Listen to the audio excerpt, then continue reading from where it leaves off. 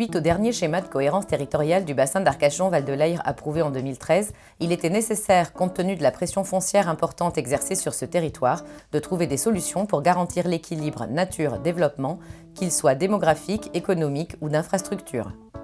Il nous était absolument nécessaire de trouver et de mettre en place les moyens de réduire l'extension urbaine qui s'était déroulée depuis une cinquantaine d'années uniquement sous forme de lotissement, donc avec une grosse emprise sur des territoires nouveaux et des territoires forestiers.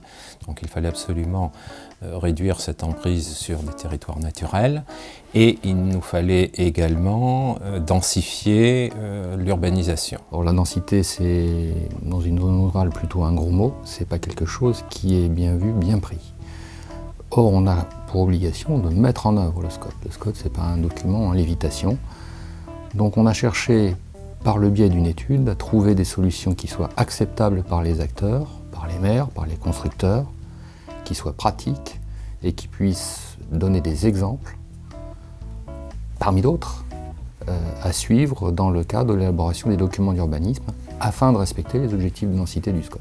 Un témoignage important dans le cadre de ce projet, l'expérience a fait l'objet d'une très forte mobilisation partenariale. Donc, le Cibarval et le CAUE se sont, on vous l'a dit, entourés de professionnels de bureaux d'études, mais également en fait, de bailleurs sociaux, mais également des élus, mais également des techniciens en charge de l'urbanisme, mais également des institutionnels du territoire pour nous accompagner tout au long de cette démarche. Alors les différents sites retenus dans le cadre du Vadémécum offrent une véritable richesse et une diversité en termes de paysages. On retrouve autant des villages ostréicoles que des lisières agricoles, des clairières forestières, que des entrées de villes et d'agglomérations.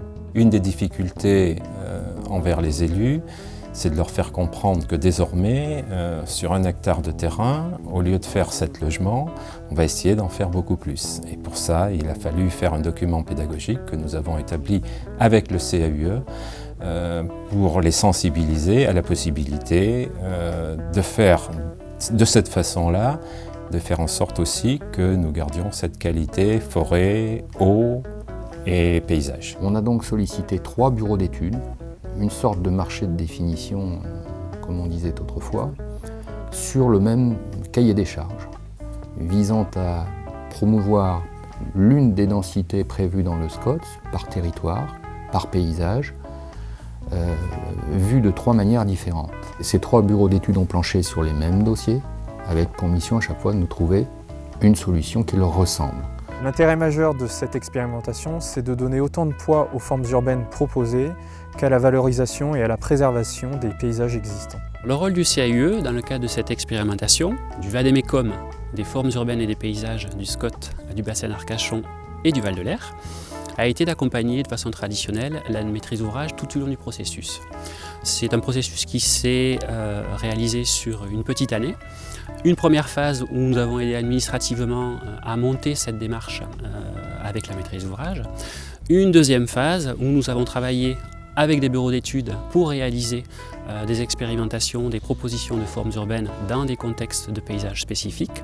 Et aujourd'hui, le CAUE travaille de concert avec le Cibarval, maître d'ouvrage, pour réaliser le fameux guide des formes urbaines et des paysages du SCOT.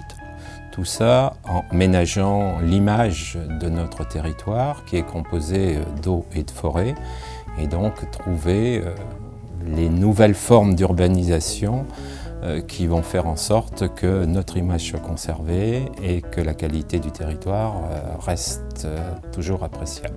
L'élaboration du Vadémécum arrive à point nommé. Les 3/4 des communes du territoire du bassin d'Arcachon et du Val de Leyre sont aujourd'hui en cours de révision de leur PLU.